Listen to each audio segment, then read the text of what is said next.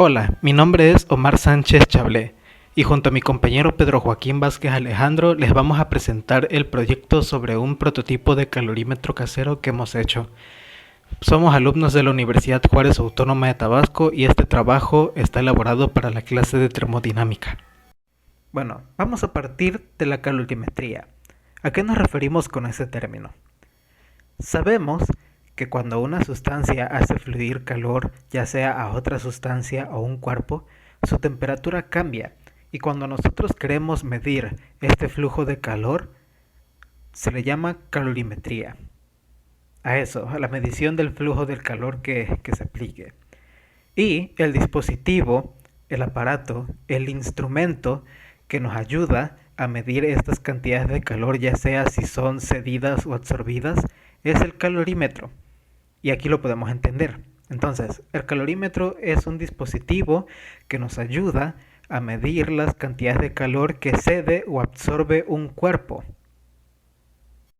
Como antes mencionado, el calorímetro es un instrumento muy útil. Las personas que trabajan en química o en campos y sectores similares utilizan estos para las reacciones químicas y de otras índoles. Y por supuesto, sabemos que el calorímetro se usa para la medida de un flujo de calor. Ahora, dependiendo también un uso más específico, hay varios tipos de calorímetros. Y ahora veremos de qué se trata cada uno. Primeramente tenemos al calorímetro adiabático. Como podemos deducir, al ser adiabático, no permite el intercambio de energía en forma de calor entre la celda y sus alrededores. ¿Y para qué nos sirve esto? ¿Cuál es su uso? Bueno, al ser un sistema aislado nos permite hacer una mejor relación del calor generado y la diferencia de temperatura. Este modelo es por el que hemos optado al hacer el prototipo, ya que consideramos que es el más básico y el más común. Bueno, y para los métodos que evitan el intercambio de calor entre el sistema y los alrededores, es decir, que sea aislado, pueden ser de generación rápida de calor, con el uso de una resistencia térmica y el control de la temperatura de los alrededores. Como siguiente tenemos a la bomba calorimétrica, la cual está dividida en dos cámaras. En una de ellas se pone una cantidad conocida de agua pura y en la otra se pone una pequeña cantidad de los reactivos que queremos analizar.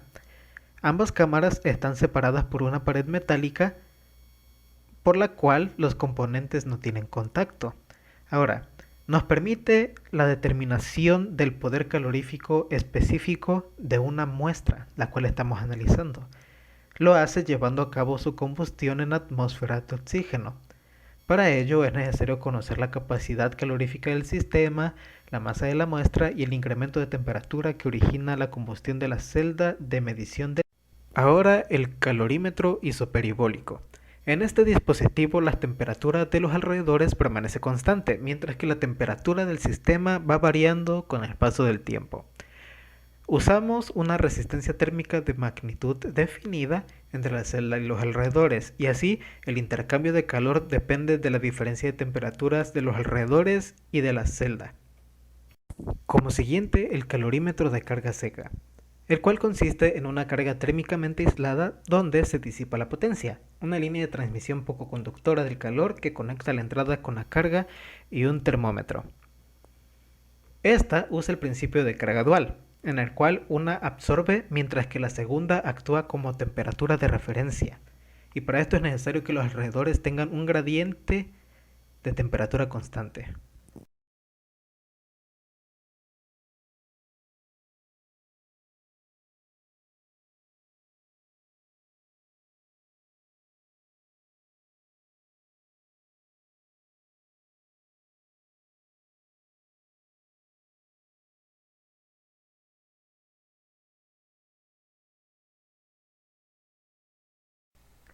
Bueno, continuando con nuestra explicación, les estaré hablando sobre las aplicaciones del calorímetro en la industria.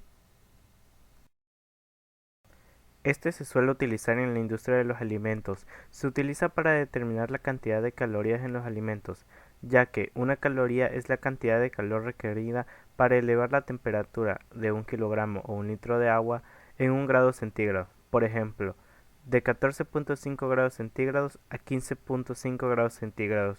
Se ocupa un calorímetro para determinar el calor real contenido en la muestra de alimentos, utilizando un recipiente de oxígeno presurizado calibrado con una sustancia cuyo calor específico conocemos. Podemos calcular el aumento del calor generado por esta muestra. Los usos de los calorímetros también se extienden a cualquier producto químico o proceso físico o fisiológico en el que la generación de calor o de combustión es un factor importante.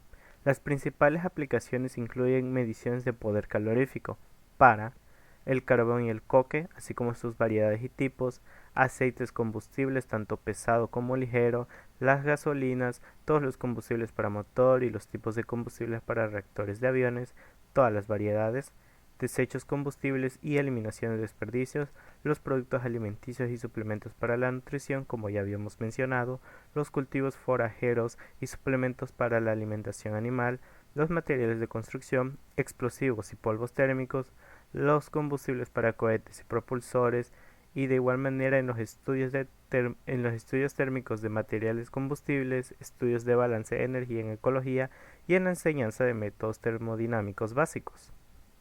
Los materiales utilizados para la elaboración del prototipo fueron los siguientes. Antes de comenzar con la elaboración del prototipo, debemos de tomar el peso de los materiales utilizados para realizar posteriormente los cálculos.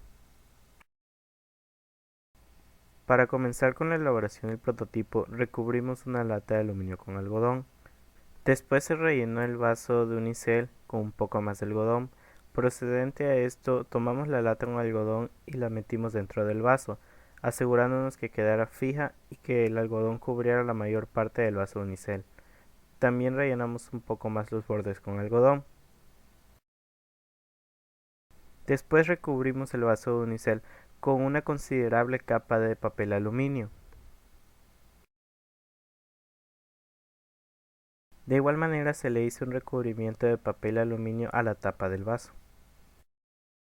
De esta sencilla manera tendríamos nuestro calorímetro casero. Para empezar con la práctica, pesamos la lata. Procedentemente a esto la taramos y después tomamos el peso del agua.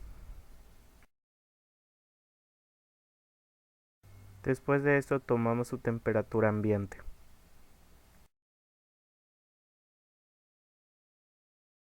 Después de esto pusimos a calentar agua hasta que ésta llegara al punto de ebullición.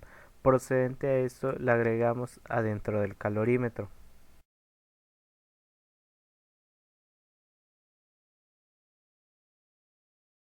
Después de esto revolvimos las dos muestras de agua dentro del calorímetro y procedente a esto tomamos la temperatura a la que llegaron.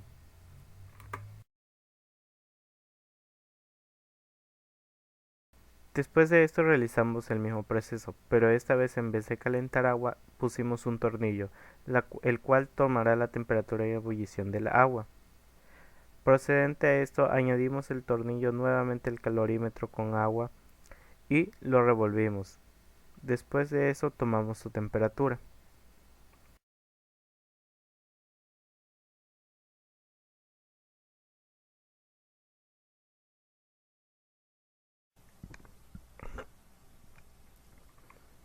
Muy bien, continúan con la explicación de los cálculos. Hay que tener en cuenta que el calor fluye de los cuerpos de mayor temperatura a los de menor temperatura. En este caso, el cuerpo de mayor temperatura es el agua que se hirvió previamente. Esta va a fluir a la temperatura inicial que fue de 25 grados, llegando a una temperatura de equilibrio de 60 grados. Esto se describe mejor con la siguiente fórmula, que es esta de aquí, que nos dice que el calor del vaso calorimétrico más el calor inicial va a ser igual al calor segundo, que es el calor del agua a 99 grados. Utilizando esta fórmula que expresa el calor como la masa por el calor específico por la diferencia de temperaturas, podemos obtener la siguiente fórmula, que es esta de aquí. Dentro de esta fórmula despejaremos el calor específico del vaso calorimétrico, obteniendo la siguiente fórmula.